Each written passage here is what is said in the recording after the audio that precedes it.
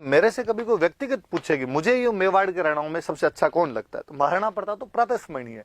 मैं उनके अलावा किसी राजा की बात करूं तो राज सिंह, वो बेहतरीन राजा हुआ है राज सिंह, जो अपनी पॉलिटिकल और कल्चरल उपलब्धियों में कुंभा के बराबर जाके ठहरता है। उसके बराबरी तो नहीं कर पाए कुंभा की, कुंभा कुंभा थे, लेकिन फिर भी कुंभा के बाद में यदि किसी ने कल्चरल एक्टिविटीज को इतना ज्यादा प्रमोट किया होगा तो वो राज सिंह। शानदार वाला आदमी था, अलग लेवल का आदमी था। कहते हैं कि 1652 में राजा, अच्छा ये सन गलत लिख दिया इधर, ये 1652 है भाई, 1652 से 1680 है, ये पीछे वाला रिपीट हो गया थोड़ा। तो कहते हैं कि जब राजा बने थे 1652 के अंदर, तो उधर उस टाइम शाहजहां हुआ करता था, और मुगल मेवाड़ संधि जब 1615 में की थी, तो मुगल मेवाड़ संधि में कहा गया था कि चित्तौड़ का किला वापस तो दे देंगे, लेकिन तुम उसका पुनर्निर्माण नहीं करवा सकते, रिकंस्ट्रक्ट नहीं करवा सकते। कहते हैं राज सिंह ने राजा बनते ही कंस्ट्रक्शन करवाना शुरू कर दिया था। मेवाड़ बोलेंगे क्या, बिना लड़े रहा नहीं जाता था। इतने सालों से अब लड़ाई करते आ रहे थे, तो बेटे बेटे हाथों में खुजलियां आने लग गई थी, कुछ तो करें, क्या करें लड़ाई करने के लिए। मुगल कोई पंगा ही नहीं ले रहे, तो आपने चला के पंगा ले लो, तो क्या करें। तो संधि में लिखा हुआ है चित्तौड़ किले का पुनर्निर्माण नहीं करवाना, अपने शुरू करवा देते हैं। तो कहते इसने चित्तौड़ किले का पुनर्निर्माण शुरू करवा दिया था, रिकंस्ट्रक्शन रिनोवेशन शुरू करवा दिया। उधर से मुगलों ने समाचार भेजा, चंद्रभान नाम करके एक दूत हुआ करता था, उसको भेजा शाहजहां ने, और कहा यार क्या कर रहे हैं मेवाड़ वाले, पूछ उनसे जाके। और वो आया, दूत आया चंद्रभान यहाँ पे, उसने आगे पूछा कि यार तुम ये चित्तौड़ किले का पुनर्निर्माण करवा रहे हो। उसने कहा हाँ एकदम सही सुना है आपने, मतलब समझते हो तुम इसका मतलब है कि संधि तोड़ रहे हो तुम, कि हाँ वही कर रहे हैं हम, वही। अरे संधि तोड़ने का मतलब है लड़ाई होगी आपस में, कि हाँ बस वो एकदम सही समझ गया आप, सही पकड़ लिया आपने, वही करनी है, हमें लड़ाई करनी है। मुगलों का यार ठीक दिमाग खराब है। कहते उधर से शाहजहां ने बड़ी सी एक सेना भेजी, साथ में बातचीत भी कराया, क्यों लड़ते हो यार फालतू में। तो बाद में जैसे तैसे करके पुनर्निर्माण दो बार बंद कर दिया था। सादुल्ला खान को सेना देके भेजा था बाद में, यहाँ पे सादुल्ला खान सेना लेके आया, बाद में कहा ठीक है भाई नहीं करेंगे, रोक देते इस पुनर्निर्माण को। पर याद रखना कि कुल मिला के चला के पंगे लेने शुरू कर दिए थे, और चित्तौड़ का पुनर्निर्माण करवाना शुरू करवा दिया था। रुकवाने के लिए जो उधर से सेनापति आया था, उसका नाम क्या था, तो सादुल्ला खान नाम का सेनापति आया। अब शाहजहां मर गया, शाहजहां मरा भी नहीं था बेचारा। शाहजहां लास्ट टाइम में जब बूढ़ा हुआ, तो उसके 4 बेटे आपस में लड़ लिए, अफवाह फैल गई कि पापा मर गए, तो चारों बेटे लड़ लिए। अब अगला राजा कौन बनेगा, अगला राजा कौन बनेगा। 4 बेटे थे, आप लोगों नाम सुने होंगे, नहीं सुने तो जब मिडिवल पढ़ोगे आप तो और सुनोगे आप उनके। दारा सिको है, औरंगजेब, शुजा और मुराद, उनके बीच में लड़ाई होगी। दारा सिको है शाहजहां के प्रिय पुत्र थे, शाहजहां उनको अपना अगला वली अहद, अगला बादशाह बनाना चाहता था। तो औरंगजेब को जब ये बात पता चली कि दारा सिको को बना रहा, उसने कहा ऐसे कैसे हम बनेंगे, हमने कोई चूड़ियां थोड़ी पहन रखी है। और मुगलों में इस बात का सीधा सिस्टम था, राजा कौन बनेगा, कि वो भाई जो बाकी भाइयों को मार देगा वो राजा बनेगा। सर्वाइवल ऑफ द फिटेस्ट, उत्तर जीवितता का सिद्धांत, जो सर्वश्रेष्ठ है वो गद्दी पर बैठे, यूं ही किसी को गद्दी पर नहीं बैठने देंगे हम। तो अब दारा सिको के औरंगजेब के बीच में लड़ाई हुई। अपने राजस्थान के ज्यादातर सुनना, ज्यादातर जो राजा थे वो दारा सिको की तरफ से लड़ रहे थे। शुरुआत में दारा सिको की तरफ ही गए थे। दारा सिको थोड़ा लिबरल अच्छा बंदा भी था, औरंगजेब का साथ नहीं दिया था। अपने जयपुर वाले, जोधपुर वाले सारे शुरुआत के अंदर दारा सिको के पक्ष के अंदर लड़े थे। राज सिंह के पास में औरंगजेब ने मैसेज किया, औरंगजेब साउथ इंडिया में था। औरंगजेब जब आगरा की तरफ लड़ने के लिए आ रहा था, तो औरंगजेब ने राज सिंह को मैसेज किया कि राज सिंह जी, मेरे भैया के बीच की लड़ाई है, आपके राजस्थान वाले ज्यादातर राजा आप भैया की तरफ है, आप किसकी तरफ हो। राज सिंह कह किसी की तरफ नहीं। औरंगजेब ने वापस मैसेज किया कि थैंक यू, बस मैं ये नहीं कह रहा मेरी तरफ से लड़ने के लिए, ऊपर प्लीज भैया की तरफ मत जाना, क्योंकि मेवाड़ एक बड़ा स्टेट, मेवाड़ जिसकी तरफ से लड़ेगा उसका पलड़ा अपने आप में भारी हो जाएगा। तो यार थोड़ा ये मत कर लेना। कहा ठीक है। तो याद रखना ये क्वेश्चन ही बन गया कि जब राज सिंह दारा सिको की तरफ से लड़ने के लिए नहीं गया, इसका मतलब फायदा किसको हुआ, औरंगजेब को। तो एक बार मुझे याद है, एक बार क्वेश्चन पूछा हुआ कि राजस्थान के कौन से राजा ने एक तरीके से औरंगजेब को मौन समर्थन दे दिया था, उसको अपना साइलेंट सपोर्ट ही कर दिया था कि ठीक है यार हम तेरे खिलाफ लड़ने के लिए नहीं आएंगे। तो औरंगजेब। तो कोई पूछेगा कि सक्सेशन स्ट्रगल में औरंगजेब का साथ देने वाला राजा कौन बन जाता, तो भले ही डायरेक्टली नहीं गए थे, पर इनडायरेक्टली वो सपोर्ट किसको जाता है, औरंगजेब को जाता था। ये बात याद रखना। एक तो ये थोड़ी सी अलग सी बात है कि जो सक्सेशन स्ट्रगल था, जो उत्तराधिकार संघर्ष था मुगलों का, उसमें किसको सपोर्ट कर दिया था, तो औरंगजेब को सपोर्ट कर दिया था। उसमें औरंगजेब का समर्थन कर दिया था। पर बस भाई एक बार वहीं पे औरंगजेब का समर्थन किया था, उसके बाद तो बंदे ने औरंगजेब से चला के पंगे लिए। औरंगजेब बेचारा जो कुछ काम करने की कोशिश करता, इस आदमी ने हर चीज का विरोध किया। कहते हैं औरंगजेब ने हिंदुओं पे एक टैक्स लगा दिया था, जजिया।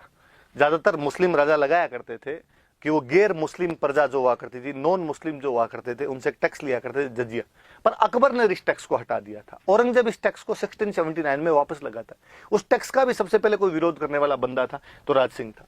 तो ये भी याद रखना है कि औरंगजेब के जजिया कर का विरोध किया था। तो एक जगह वहां पर औरंगजेब का साथ दिया, बाद में सब जगह विरोध है, जजिया टैक्स का विरोध। और कहते हैं औरंगजेब थोड़ा कट्टर धार्मिक नीतियां अपना लेता है। औरंगजेब उस समय मंदिर वगैरह तुड़वा रहा था हिंदुओं के, तो ऐलान करवाया था बाकायदा राज सिंह जी ने कि हिंदुस्तान में जहां कहीं कोई मंदिर टूट रहा और उनको लगे कि मंदिर नहीं बचा पाएंगे, मेवाड़ आ जाना आप, तो हम संभाल लेंगे उस मंदिर को। तो औरंगजेब की उस नीति का विरोध किया था कि औरंगजेब के खिलाफ हिंदू देवी देवताओं के जो मंदिर थे उनको तोड़ने का विरोध किया, मंदिरों को बचाया, उनको प्रोटेक्ट किया। हम आगे पढ़ेंगे कौन कौन से मंदिर क्या क्या बनवाए थे। मैं और बात बता दूं, कहते हैं औरंगजेब हिंदू राजकुमारियों से शादी करना चाहता था। राज सिंह जी ने उनके पास मैसेज किया कि यदि किसी भी हिंदू राजकुमारी से जबरदस्ती मुगल शादी करना चाहते हो तो मेरे को एक मैसेज कर देना, आप तो मैं कर लूंगा। कहने का मतलब था उधर नहीं करने दूंगा, आप जहां कहोगे वहां करवा दूंगा। तो हिंदू राजकुमारियों की रक्षा की, अभी बताऊंगा मैं एक इसमें तो कहानी बताऊंगा अच्छी सी आपको। हिंदू जो राजकुमारियां थी उनकी रक्षा की, एक तो बड़ी फेमस सी कहानी है इस बारे में। और जोधपुर में एक राजा हुआ करते थे जसवंत सिंह, और जसवंत सिंह की जब डेथ हो गई, जसवंत सिंह और औरंगजेब के रिश्ते कभी ढंग से आपस में रहे नहीं थे। पहले ही वो उत्तराधिकार युद्ध के अंदर दारा सिकों के पक्ष में थे, बाद में सुजा के पक्ष में भी चले गए थे, औरंगजेब के साथ भी आ गए थे। तो आपस में दोनों में कभी वो नहीं आ पाया, विश्वास नहीं जम पाया था दोनों के बीच में। तो औरंगजेब ने ट्रांसफर ही ठेठ अफगानिस्तान कर दिया था। अफगानिस्तान में जब डेथ हो गई तो औरंगजेब का सोचना था कि यार मैं पूरे जोधपुर पे कब्जा कर लूं, और इसलिए उन्होंने जसवंत सिंह के जो बेटे थे अजीत सिंह, उनको राजा बनाने से मना कर दिया। दुर्गादास राठौड़ का आगे हम नाम पढ़ेंगे, वो अजीत सिंह को लेके इधर उधर घूमते राजा बनाने के लिए। तो उनको यदि किसी ने सपोर्ट किया अजीत सिंह को और दुर्गादास राठौड़ को कि हाँ तुम औरंगजेब से लड़ो, मैं तुम्हारा साथ दूंगा, तो वो कोई आदमी था, तो वो राज सिंह था। तो कहते हैं कि भाई ये मेवाड़ वाले कौन थे, राठौड़, सॉरी मारवाड़ वाले थे राठौड़, मेवाड़ वाले राज सिंह, ये कौन, सिसोदिया। तो राठौड़ों के सिसोदियों के बीच में अलायंस हुआ था, राठौड़ सिसोदिया गठबंधन बनाया कहीं ना कहीं एक। कौन कौन, तो राठौड़ों में तो कौन है, किसको राजा बनाना है, अजीत सिंह। इधर मेवाड़ वालों में कौन है, राज सिंह। गठबंधन बनेगा तो किसी के खिलाफ बनेगा, तो किसके खिलाफ बनेगा, तो औरंगजेब। तो याद रखना भाई, कोई पूछ ले कि राठौड़ सिसोदिया गठबंधन क्या है, तो मारवाड़ के अजीत सिंह को राजा बनाने के लिए, या मारवाड़ के राठौड़ राजा अजीत सिंह को राजा बनाने के लिए औरंगजेब के खिलाफ मेवाड़ के राज सिंह ने जो सपोर्ट किया था उसको हम किस नाम से जानते हैं, तो राठौड़ सिसोदिया अलायंस के नाम से जानते हैं, राठौड़ सिसोदिया गठबंधन के नाम से जानते हैं। तो ये बातें याद रखना। देखो कि राजा बनते चित्तौड़ का पुनर्निर्माण शुरू करवा दिया, इसका मतलब वो बंदा शाहजहां के खिलाफ अग्रेसिव पॉलिसी अडॉप्ट कर लेता है, शाहजहां के खिलाफ आक्रामक नीति अपना लेता है। हालांकि सादुल्ला खान ने आके उसको रुकवा दिया था। फिर दूसरा एक ये याद रखना है कि जब मुगल युवराजों के बीच में, शाहजहां के बेटों के बीच में जब सक्सेशन स्ट्रगल चल रहा था, तो बाकी ज्यादातर जहां दारा सिकों के पक्ष में थे, वहीं राज सिंह ने कहीं ना कहीं इनडायरेक्टली सपोर्ट किसको कर दिया था, तो राज सिंह को सपोर्ट, सॉरी औरंगजेब को सपोर्ट कर दिया था राज सिंह। हालांकि राज सिंह बड़ा इंटेलिजेंट आदमी था। एक और बात याद है मुझे, याद रखना, इसने दिमाग लगाया कि यार मुगल आपस में लड़ रहे हैं, अपने क्या मतलब है, क्यों किसी की तरफ से लड़ने के लिए जाए। तो कहते हैं जब मुगल आपस में लड़ रहे थे तब इसने अपनी सेना इकट्ठी की, और मुगलों ने वे एरिया जो मेवाड़ वालों से छीन लिए थे, क्योंकि जब इसने चित्तौड़ का पुनर्निर्माण करवाना शुरू किया था, मुगलों की जब सेना आई थी तो कई एरिया पे कब्जा कर गई। इसके दिमाग में वो एरिया थे, और इसने वापस अपनी सेना भेजी, और सेना भेज के वो जो कब्जे थे, जहां जहां पे उन लोगों ने अपना अधिकार कर लिया था, जिन जिन क्षेत्रों को छीन लिया था, वो क्षेत्र वापस छीन लिए थे। तो कहते हैं इस उत्तराधिकार युद्ध का तो राज सिंह ने कहीं ना कहीं फायदा ही उठाया था। वो लड़ाई करने नहीं गया तो फालतू में बच गया। उसने अपनी सेना मुगल क्षेत्रों में भेज के वे मुगल क्षेत्र जो मेवाड़ से छीने गए थे उनको इसने वापस छीना था। वो जो व्यवस्था थी ना, उसका एक नाम दिया जाता है, उसको बोलते हैं टिक्का दौड़। टिक्का होता क्या था कि राजा का जब राज तिलक हुआ करता था, उसकी हर साल एनिवर्सरी मनाई जाती थी, और जब एनिवर्सरी हुआ करती थी राज तिलक की, कोरोनेशन की जब एनिवर्सरी हुआ करती थी, उस टाइम राजा अपनी सेना को लेकर आसपास में निकलता था और आसपास के एरिया जीता करता था। तो राज तिलक को अपने टिक्का बोलते हैं, तो टिक्के वाली दौड़ हुआ करती थी। तो राज सिंह ने उस टाइम जो मुगल उत्तराधिकार संघर्ष के दौरान टिक्का दौड़ करवाई थी, और टिक्का दौड़ में मुगल एरियाज छीन लिए थे। अब जब औरंगजेब बन गया तो औरंगजेब की हर गलत बात का विरोध किया। औरंगजेब ने कहा हिंदुओं से टैक्स लूंगा कि नहीं लेने दूंगा, उसने कहा मंदिर गिराऊंगा, आगे नहीं गिराने दूंगा। हिंदू राजकुमारियों से शादी करूंगा, आगे नहीं करने देंगे। अजीत सिंह को राजा नहीं बनने दूंगा, आगे मैं राजा बनाऊंगा। तो राठौड़ सिसोदिया गठबंधन कर लिया था अजीत सिंह के साथ में। अजीत सिंह मारवाड़ का राजा, आगे हम और पढ़ेंगे इसके बारे में। ये थोड़ी पॉलिटिकल अचीवमेंट है। वो थोड़ी मैं हिंदू राजकुमारी वाली बात और बता दूंगा, इतनी थोड़ी बातें याद रखना आपने सारी, कि भाई उसने पॉलिटिकल जो उसका अचीवमेंट्स है मुगलों के खिलाफ वो क्या क्या रही थी, तो तमाम बातें थोड़ी याद रखना। अब लो पहले वो बात बता दूं, फिर हम बात कर लेंगे दूसरी। कहते हैं कि 1669 की बात है, 1669 की। अपने किशनगढ़ के पास में एक जगह पड़ती थी रूपनगढ़, किशनगढ़ के अंतर्गत आया करता। यहां की कोई राजकुमारी हुआ करती थी चारुमती। ऐसी कहानी है कि राजकुमारी चारुमती एक दिन अपने महलों के अंदर बैठे हुए थे और बाहर कोई एक बूढ़ी महिला थी और वो महिला पोस्टर बेच रही थी। जो फोटो वगैरह लगाते हैं अपने दिवाली पे घरों के अंदर, तो वैसे फोटो बने हुए थे, पोस्टर बने, पेंटिंग्स बनी हुई थी, वो पेंटिंग्स बेच रही थी। राजकुमारी चारुमती ने अंदर बुलाया उनको और अंदर बुला कहा भाई मुझे भी पोस्टर दिए जाएं। किसके? दे दो, राम जी का, कृष्ण जी का, शिव जी का, और किसके दूं? कि और तो पृथ्वीराज चौहान का, प्रताप का, सांगा का, कुंभा का। वो महिला दिल्ली से आई थी। उसने कहा कि राजकुमारी जब तुमने इतने सुंदर सुंदर पेंटिंग्स लिए तो मेरे पास एक और सुंदर सी पेंटिंग है, ये भी तुम दिखाओ। वो किसकी? एक बड़ी सी पेंटिंग दिखाई गई राजकुमारी। ये किसकी? तो तुम इनको नहीं जानती? राजकुमारी ने कहा नहीं। अरे ये बादशाह सल्तनत हिंदुस्तान आलमगीर जहांपनाह औरंगजेब स्वयं है। उसने कहा अच्छा ये औरंगजेब की पेंटिंग है? कहा ये भी दे दे। उसने सब पेंटिंग के पैसे दिए। उस बुढ़िया को आगे एक बार बैठ, और अंदर अपनी सहेलियां बैठी थी, उन सहेलियों का एक बार बाहर आओ देखे। थोड़ी सारी सहेलियां बाहर है, आपने अपनी जुत्ती निकाल के, ये जो औरंगजेब वाली पेंटिंग इस पे एक जुत्ती मारी जाए। उस पेंटिंग में जुत्ती मारी तो पेंटिंग बेचारी एकदम यूं टूट गई पूरी की पूरी, एकदम और फट गई पूरी, और टुकड़े टुकड़े उसके किए और टुकड़े टुकड़े करके चिंदी चिंदी कर दी उस पोस्टर की। दे दम उस बूढ़ी महिला को दिया और जाके औरंगजेब को दे देना और कह देना कि चारुमती ने तोड़ी। बूढ़ी महिला गई, उसने जाके औरंगजेब को 2-4 बातें नमक मिर्च लगा के कि देख लो साहब आपके पोस्टर के टोटे टोटे कर दिए, और मैं तो बता भी नहीं सकती लड़कियों के क्या क्या गालियां निकाल रही थी आपको, और ये किए। औरंगजेब ने कहा अच्छा, मतलब रूपनगढ़ वालों की इतनी औकात कि रूपनगढ़ की राजकुमारी और मेरे पोस्टर को फाड़ दे, मुझे चैलेंज करी। और कहते औरंगजेब ने यहाँ पर मैसेज करवाया। औरंगजेब ने रूपनगढ़ वालों को लैंडलाइन पे फोन किया कि साहब मैं तुम्हारी राजकुमारी से शादी करना चाहता हूँ। रूपनगढ़ वालों की क्या औकात कि औरंगजेब को मना करे। रूपनगढ़ वालों ने कहा साहब आओ, उससे 2 दिन पहले मिस कॉल कर देना, थोड़े लड्डू वड्डू बना के तैयार रखेंगे हम तो, और तो क्या ही किया जाए। इधर जब राजकुमारी को पता चला चारुमती को कि मेरे पिता मेरे भाई मेरी शादी औरंगजेब से करने जा रहे थे, उसने मना कर दिया। उसने कहा मेरे से बिना पूछे आप मेरी शादी औरंगजेब से कैसे कर सकते हो? भाई ने कहा तूने कौन सा पूछ के पोस्टर पड़ा था, तू भी तो गलती करके गई है। उसने कहा कि नहीं मैं शादी नहीं करूंगी, मैं औरंगजेब से शादी नहीं कर सकती, मेरी इच्छा के खिलाफ शादी नहीं कर सकती, और आप भी नहीं कर सकते मेरी।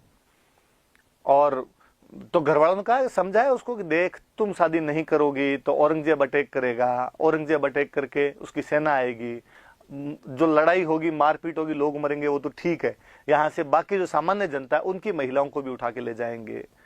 इन जनता को बचाने के लिए राजा का प्रथम कर्तव्य अपनी जो पब्लिक है, अपनी जो प्रजा, उसकी रक्षा करना है। इसकी रक्षा करने के लिए जरूरी है कि एक तेरी शादी कर दी जाए। तो ये जहर के घूंट पीने पड़ेंगे प्रजा को बचाने के लिए, इसकी रक्षा करने के लिए, वरना बेचारे ये मर जाएंगे सारे के सारे, इनको मार देंगे। इनकी रक्षा करना तो अपना कर्तव्य है। और चारुमती ने कहा नहीं मुझे कुछ ही नहीं पता, तुम नहीं कर सकते मेरी रक्षा तो मैं खुद कर लूंगी। पापार भाई को गुस्सा आएगा, जा कर ले, तो वैसे कर रही है तो। अब चारुमती बेचारी सोचेगी क्या किया जाए, और चारुमती को महाराणा राज सिंह याद आए कि महाराणा राज सिंह जी ने ऐलान करवा रखा है कि जहां कहीं किसी हिंदू राजकुमारी के साथ में और ऐसी जबरदस्ती हो रही है तो मेरे को मैसेज किया जाए। और चारुमती ने लेटर लिख के भेजा, फूल तुम्हें भेजा है खत में, फूल नहीं मेरा दिल है। चारुमती ने कहा कि जिस प्रकार भगवान श्री कृष्ण रुक्मिणी का हरण करके ले गए थे, कुछ उसी प्रकार आप मेरा हरण करके ले जाइए और मुझे अपनी चरणों की दासी बनाइए। व्हाट्सएप पर मैसेज किया होगा। राज सिंह के पास ऐसे मैसेज आते रहते थे व्हाट्सएप पे। राज सिंह कहा पहले अपने डीपी चेक करेंगे, बाद में देखा जाएगा। राजकुमारी चारुमती बेहद सुंदर, राज सिंह जी एकदम शादी के लिए तैयार ही थे। राज सिंह जी ने हाथों हाथ थम सब भेजा कि तुम तो शादी वाला कार्ड भेज दो, लगन वगन कब है बाकी मैं देख लूंगा। इधर राज सिंह जी ने औरंगजेब को मैसेज किया कि औरंगजेब भैया मैं शादी करूंगा, देख ले तू। अब उससे क्या, उसे थोड़े दिन पहले की एक घटना है। और मेवाड़ में एक जगह और पड़ती है, रूपनगर नाम की एक जगह पड़ती है, वहां की राजकुमारी थी चंचल कुमारी। और चंचल कुमारी से भी औरंगजेब शादी करना चाहता था। कहते राज सिंह जी पहले वहां जाके शादी करके आ गए थे। औरंगजेब ने कहा ये क्या तरीका है, वहां भी तू करके आ गया, यहाँ भी तू करके आ गया, अब एक जगह तूने कर लिया, एक जगह मैं करूंगा। यार भाई भाई देख ऐसे मिल बांट के सब राशन का। नहीं, तू नहीं समझ रहा, मैंने इस बार डीपी देख ली है, इस बार तुम नहीं, बाकी अगली बार देख लेंगे, जो तुम्हें करना वो कर लेना। अब औरंगजेब ने कहा फिर ठीक है, तो इस बार लड़ाई करेंगे, और लड़ाई में जो जीतेगा ना उससे शादी कर लेंगे। राज सिंह का हो तू जैसे कहे वो कर लेंगे हम तो। शादी का समय नजदीक है, राज सिंह जी ने अपने सामंतों को बुलाया, और सामंतों को बुला के कहा कि भाई मैं राजकुमारी चारुमती से शादी करने के लिए जा रहा हूं, पर उधर से औरंगजेब भी सेना लेके आएगा, तो आप एक काम करो, आप अपनी मेवाड़ की सेना लेके जाओ और सेना को अजमेर में रोक लो, और जब तक मेरे फेरे नहीं हो तब तक रोक के रखना, बाद में खुद आ जाऊंगा। तैयार हो आप? मेवाड़ वालों का साहब मना कब किया? महिला की, ब्राह्मण की, गाय की, जनता की, इस रक्षा के लिए इतने सालों से लड़ते मरते भिड़ते आ रहे हैं, हमने कब मना किया किन चीजों के लिए? और यदि अबला नारी पुकार रही है तो आपको जाना चाहिए, इस बात पे शादी करनी चाहिए, निश्चिंत होकर जाइए, हम लड़ाई कर लेंगे। राज सिंह जी तो भाई बारात लेके गए रूपनगढ़, मेवाड़ की सेना जाएगी अजमेर। सेना लेके कौन जाए? सेनापति जो हरावल में रहे हो। मेवाड़ के सेनापति कौन? तो शुरुआत वाली क्लास याद करना, सलुम्बर वाले। सलुम्बर का जो उस समय सामंत था उसका नाम था रतन सिंह चुंडावत। खानवा के युद्ध में भी सलुम्बर के जो सामंत और रतन सिंह चुंडावत, पर दूसरा, वो फर्स्ट ये सेकंड मान लो बोले आप। रतन सिंह चुंडावत सलुम्बर के सामंत हुआ करते थे।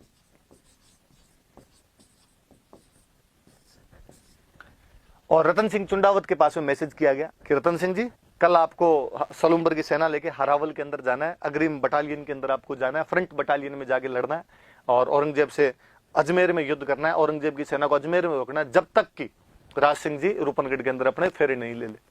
कहते हैं रतन सिंह जी के पास ये जब समाचार पहुंचे थे, उसी दिन रतन सिंह जी की खुद की शादी हुई थी। वो अपनी हाड़ी रानी से शादी करके आए थे, सहल कंवर नाम करके हाड़ी रानी थी,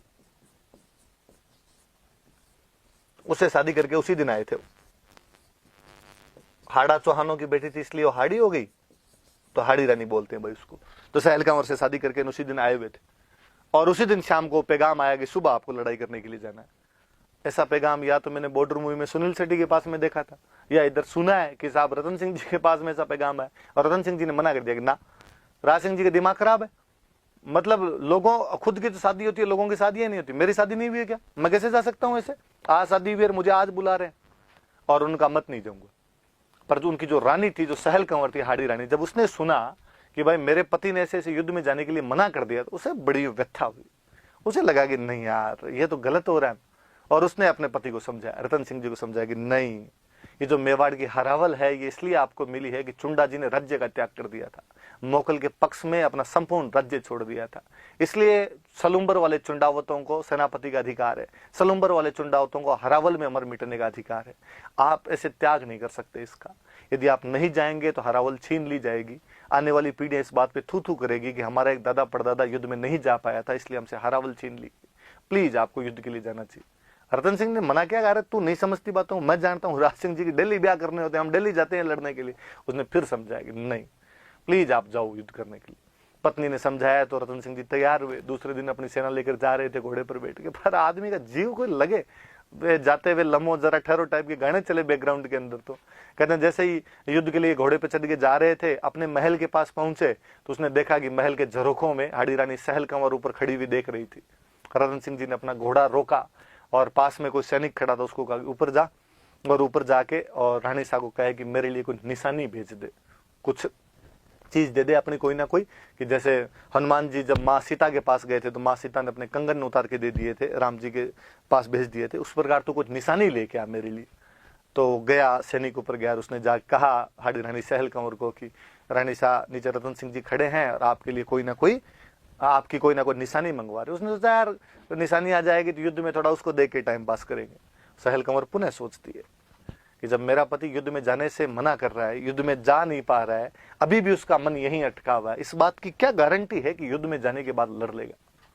वो पुनः सोचती है कि मैं उस परिवार की लड़की हूं कि मेरी बुआ ने, जब मेरे फूफा जी युद्ध के बीच से वापस आ गए थे तो किले के दरवाजे बंद करके अपने पति को अंदर नहीं आने दिया था। मैं उसकी भतीजी हूं, वो मेरी बुआ थी। एक तो कहते हैं भाई जोधपुर के महाराजा जसवंत सिंह जब युद्ध के बीच से वापस आ गए थे तो उनकी जो हाड़ी रानी थे जसवंत देव, उन्होंने किले के दरवाजे बंद कर दिए थे। उन्होंने कहा ऐसे बेलखने पति से अच्छा है पति हो ही नहीं। और सहल कंवर सोचती है कि मैं हूं जिसका पति युद्ध में जाने से इनकार कर रहा है, धिक्कार है। ऐसी सुंदरता, इस खूबसूरती का ही लेके क्या करना है। और सहल कंवर कहते हैं कि जब मेरी वजह से मेरा पति युद्ध में नहीं जा पा रहा है तो मैं जीवन समाप्त कर देना चाहिए मुझे। और उसने अपना सर काट कर दे दिया था और कहा कि रतन सिंह जी को जाके ये दे देना। नीचे जैसे ही सैनिक वो सर लेके रतन सिंह जी के पास में गया, रतन सिंह जी हक्के बक्के रह गए। अब तो उनके भी समझ में आ गया कि मैं कितनी बड़ी गलती कर बैठा। पर कहते हैं कि उस युद्ध में रतन सिंह जी इतनी बहादुरी से लड़े थे, उन्होंने वो सिर अपने उसके जो बाल थे वो गले के अंदर बांध लिए थे। उस अजमेर वाले घाटे में उन्होंने औरंगजेब की सेना को इंच आगे नहीं बढ़ने दिया था। ऊपर से पत्थर मार मार के औरंगजेब की सेना को यहां से भगा दिया गया था। राज सिंह जी सकुशल चारुमती से शादी करके वापस लौटे थे। कभी बहुत पहले मैंने एक कहानी पढ़ी थी, लक्ष्मी कौरी चुंडावत की लिखी हुई कहानी है, जिसमें वहां पर राजसमंद की पाल पर बैठकर राज सिंह जी अपने शादी से पहले होने वाली घटनाएं चारुमती को सुना रहे हैं। और जब कहानी समाप्त होती है तो चारुमती पूछते हैं कि रतन सिंह जी लड़ते हुए मारे गए और उसके बाद क्या हुआ। राज सिंह जी कहते हैं कि वो दोनों सर्वस्व त्याग कर गए। एक ने अपने पति युद्ध में नहीं जा रहा था इसलिए अपना गला काट कर दे दिया, सर काट कर दे दिया था।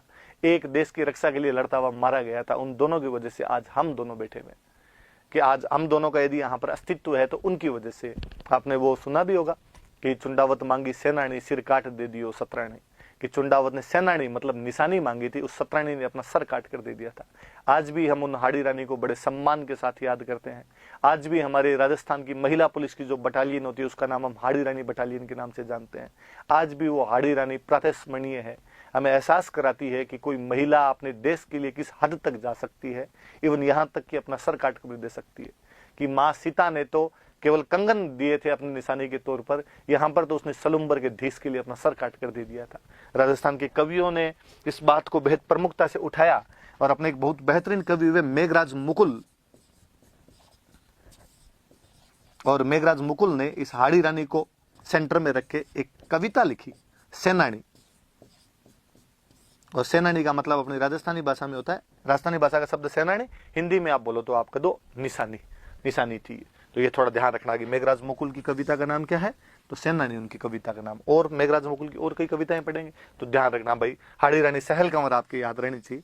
प्री में, मेंस में, कहीं पर भी आपके इनका सवाल पूछा जा सकता है। तो जो कहानी थी वो ये थी। किससे शादी करने की बात थी? चारुमती से। कब की बात थी? 1669 की। दो साथ साथ में दो अलग अलग कहानियां, दोनों याद रहनी चाहिए आपके। फिर आगे बढ़ते हैं, देखो फिर अपने पढ़ते हैं राज सिंह जी का कल्चरल अचीवमेंट। मैंने अभी बताया कुंभा के बाद में सबसे ज्यादा कल्चरल अचीवमेंट इसी बंदे का था।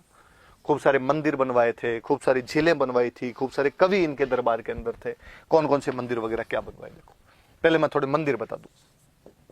टेम्पल्स। कहते हैं एक दिन समाचार आया कि औरंगजेब मथुरा के भगवान कृष्ण के मंदिर को तोड़ने के लिए आ रहा है। वहां पर वल्लभ संप्रदाय वालों का मंदिर हुआ करता था, उसको तोड़ने के लिए आ रहा है। और दो पुजारी जी थे, गोविंद दास जी और दामोदर दास जी, वहां से रातों रात मूर्ति को लेकर बाजे। मंदिर तोड़ने का मतलब होता था मूर्तियां तोड़ दिया करते थे ताकि वहां पे पूजा बंद हो जाए, क्योंकि इस्लाम मूर्ति पूजा का विरोध करता है। तो मूर्ति को लेकर भागे, भागते भागते जोधपुर गए। जोधपुर में जसवंत सिंह जी वहां पर थे नहीं। बाकी सामंतों ने कहा यार पार पड़े नहीं पड़े हमारी औरंगजेब के खिलाफ, तुम यार राज सिंह जी से बात करो। कहते हैं गोविंद दास जी और दामोदर दास जी यहाँ राज सिंह जी के पास है। 1672 का साल वो यहाँ राज सिंह जी के पास है। राज सिंह जी को आके कहा कि राज सिंह जी ऐसे ऐसे औरंगजेब मूर्ति तोड़ रहा है, श्रीनाथ जी की मूर्ति है, भगवान कृष्ण की मूर्ति है, उसको तोड़ रहा है, आप बचाइए उसे। और राज सिंह जी ने कहा कि सम्मान आप तो मूर्ति को लेके आई, मैं यहाँ भव्य मंदिर बनवाऊंगा। उन्होंने फिर कहा कि सर सोच लीजिए, हम आप पे दबाव नहीं डाल रहे हैं, औरंगजेब आएगा, आक्रमण करेगा, इसको मूर्ति को तोड़ सकता है। राज सिंह जी ने कहा था कि मेरे 1 लाख सैनिकों के सर जब तक नहीं कट जाएंगे श्रीनाथ जी की मूर्ति को हाथ भी नहीं लगा पाएगा। उस सिहाड़ गांव में श्रीनाथ जी का भव्य मंदिर बनवाया गया। क्योंकि श्रीनाथ जी का मंदिर बना था इसलिए आज भी उस मंदिर को हम, उस गांव को हम नाथ द्वारा के नाम से जानते हैं। और श्रीनाथ जी का वहां पर मंदिर बना। तो एक तो ये याद रखना भाई, श्रीनाथ मंदिर।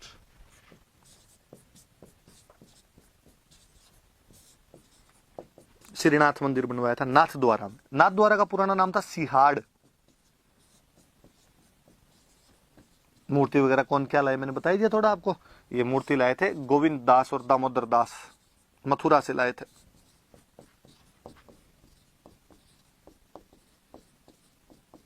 सोलह सौ 72 में। फिर एक वल्लभ संप्रदाय का मंदिर और बनवाया था, द्वारिकाधीश। जब हम वल्लभ संप्रदाय और पढ़ेंगे तब इसकी बातें और बता दूंगा। वहीं राजसमंद में एक जगह और पड़ती है कांकरोली, वहां पर ये बनवाया था। दोनों राजसमंद में भाई, नाथ द्वारा और कांकरोली याद रखना। फिर उदयपुर में एक मंदिर बनवाया था अंबा माता।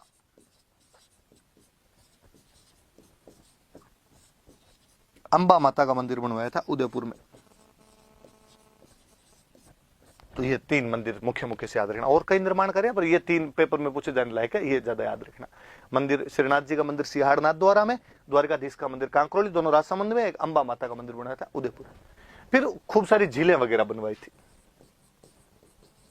कहते इनकी मम्मी थे, मम्मी का नाम था जाना दे राठौड़, और जाना दे राठौड़ ने एक तालाब बनवाया था जिसका नाम है जाना सागर। जाना सागर तालाब उदयपुर के अंदर है भाई, जाना सागर। इनके एक रानी थे रामरस दे, रानी रामरस दे ने एक बावड़ी बनवाई थी। तालाब बावड़ी एक ही मतलब होती है भाई, थोड़ा थोड़ा सा अंतर होता है। उस बावड़ी का नाम है त्रिमुखी बावड़ी। दोनों उदयपुर में भाई, उदयपुर के आसपास में ये तालाब और बावड़ी बनी। तालाब मतलब पौंड, बावड़ी मतलब सीढ़ीदार कुआं, स्टेप वेल। तो त्रिमुखी बावड़ी इनकी रानी रामरस दे ने और इनकी मम्मी जाना दे राठौड़ ने बनवा दिया था, जाना सागर तालाब। और खुद ने अपने नाम से एक राज सिंह के नाम से एक समुद्र, राज समुद्र बोलते थे वैसे, जिसको झील बनवाई थी। तो राजसमंद झील का निर्माण करवा दिया था। राजसमंद झील के बारे में आपको ज्यादातर ने सुना ही होगा। गोमती नदी जो है, गोमती नदी का पानी रोककर अपने यहाँ राजसमंद झील बनवाए गए थे। कहते हैं कि राज सिंह जी एक बार अपनी शादी के लिए जा रहे थे और बरसात का दिन था और गोमती नदी उफन रही थी। उन दिनों के अंदर शादी करने के लिए जा रहे थे कहीं पे और गोमती नदी उफन रही थी। तो गोमती नदी की बाढ़ की वजह से राज सिंह जी नदी क्रॉस नहीं कर पाए और 3 दिन तक उनको रुकना पड़ गया था। तो राज सिंह जी ने कहा नदी को तो मैं बांध के रख दूंगा। तो बाद में उन्होंने नदी को वहां बांधा, उसका पानी रोका और रोक के वहां पर एक झील बनवाई गई थी, राजसमंद झील। और कहते हैं कि राज सिंह जी बहुत गुस्सेल आदमी थे, बहुत गुस्सा किया करते थे। और कहते हैं इन्होंने एक कोई चारण कवि थे उनको मार दिया था, अपनी वाइफ को मार दिया था, इनके बेटे ने इनके डर से सुसाइड कर लिया था। तो किसी ब्राह्मण से जाके पूछा कि यार मेरे हाथ से कई पाप हुए हैं और मैं इस पाप की मुक्ति के लिए क्या करूं। और किसी ब्राह्मण ने कहा कि यदि बड़ा वाटर रिसोर्सेज बनाया जाए, बड़ा जल स्रोत आपके द्वारा बनाया जाए तो आपके पाप कम हो सकते हैं, इसलिए राजसमंद झील बनवाई गई। फिर कहते हैं कि उस साल अकाल पड़ा हुआ था बहुत भयंकर, लोगों को रोजगार की आवश्यकता थी, एम्प्लॉयमेंट की आवश्यकता थी। तो लोगों को कहा कि तुम तो एक काम करो, यहाँ पे आके एक झील खोदो और शाम को रुपए ले जाया करो। तो काम के बदले अनाज योजना, आज जो आप नरेगा का रूप देखते हैं, ये रूप हमारे राजस्थान के राजाओं का है। इन्होंने सबसे पहले इसे शुरू किया था कि आप दिन में यहाँ पे काम कीजिए, मिट्टी खोदिए या कोई झील बनाने का काम कीजिए, शाम को जाते टाइम यहाँ से अनाज ले जाया कीजिए। तो राजसमंद झील बनाई गई थी भाई। देखो कितना महत्व होगा इस झील का कि राजस्थान में जितने जिले हैं आपने, कि मैं आपको कहूं कि जयपुर, तो जयपुर एक जिला है तो जयपुर नाम की जगह है। जोधपुर एक जिला है, जोधपुर नाम की एक जगह है। गंगानगर एक जिला है तो गंगानगर नाम की एक जगह है। डूंगरपुर एक जिला है तो डूंगरपुर नाम की एक जगह। भरतपुर, धौलपुर, टोंक, जो जिले का नाम उस नाम की जगह है। राजसमंद नाम की राजस्थान में कोई जगह नहीं है। राजसमंद नाम की राजस्थान के अंदर झील है। जगह उसका नाम राजनगर है लेकिन डिस्ट्रिक्ट का नाम राजसमंद रखा गया। तो झील का कितना बड़ा महत्व है वो याद रखना आप इस बात को। तो ये भाई राजसमंद झील, तो ये मंदिर बनवाए थे, झीलें बनवाई थी थोड़ी सी, ये 2-3 झीलें याद रखना। फिर आगे और पढ़ते हैं थोड़ा सा कि फिर इनके दरबार में खूब सारे कवि थे। तो कौन कौन से थे, उन्होंने क्या क्या किया था वो देख लेते हैं अपने। तो जैसे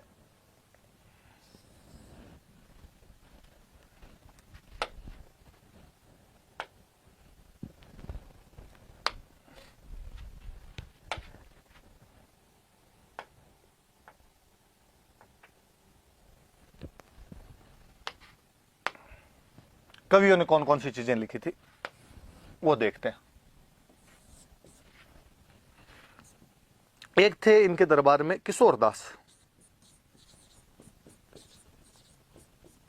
और किशोर दास ने एक किताब लिखी थी राजप्रकाश। एक थे सदाशिव भट्ट,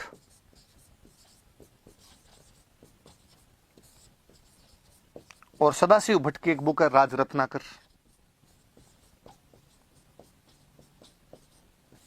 एक है कवि मान,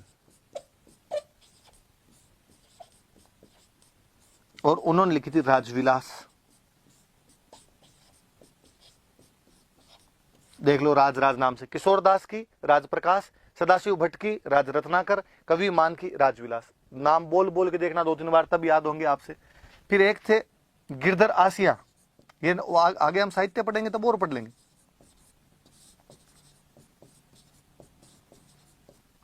और गिरधर आसिया की बुक है सगत रासो।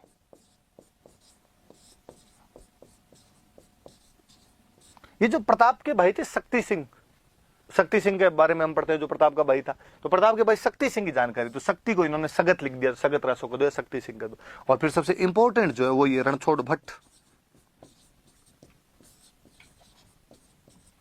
रणछोड़ भट्ट तेलंगाना के ब्राह्मण थे। इन्होंने एक तो राजसमंद झील के पास में एक प्रशस्ति लिखी, राज प्रशस्ति, और एक किताब लिखी थी अमर काव्य वंशावली। ये अमर सिंह सेकंड हुए थे, आगे उनके बारे में जानकारी देती है। राज सिंह के पोते थे, उनकी जानकारी है इसमें। और इन दोनों किताबों में, राज प्रशस्ति में, अमर काव्य वंशावली में भी शक्ति सिंह का वर्णन है। तो शक्ति सिंह का वर्णन सगत रासों में भी है, राज प्रशस्ति में भी है, अमर काव्य वंशावली के अंदर भी है। अमर काव्य वंशावली में चेतक के बारे में भी अपने को जानकारियां मिल जाती है। पर इनमें सबसे ज्यादा इंपॉर्टेंट कोई चीज है तो वो ये राज प्रशस्ति। तो आप थोड़ा देख लेना, आप किशोर दास की राज प्रकाश, सदाशिव भट्ट की राज रत्नाकर, कवि मान की राजविलास, गिरधर आसिया की सगत रासो, सगत का मतलब शक्ति सिंह है, रणछोड़ भट्ट तेलंग की राज प्रशस्ति और अमर काव्य वंशावली। नाम याद करना, बोल बोल के नाम याद करना, पूछते हैं इनसे सवाल। फिर मैं राज प्रशस्ति की थोड़ी बातें और बता दूं, फिर टॉपिक खत्म करते हैं अपने। राज प्रशस्ति राजसमंद झील के पास में, राजसमंद झील कहां पे, तो मैंने बताया था नौचौकी पाल है, वहां नौचौकी पाल पर है। प्रशस्ति मैंने बताया था राजाओं की तारीफों की जो चीजें हुआ करती थी। तो राजा की कहां से कहां तक तारीफ, तो जितने हमने पढ़ लिए उन सब राजाओं की।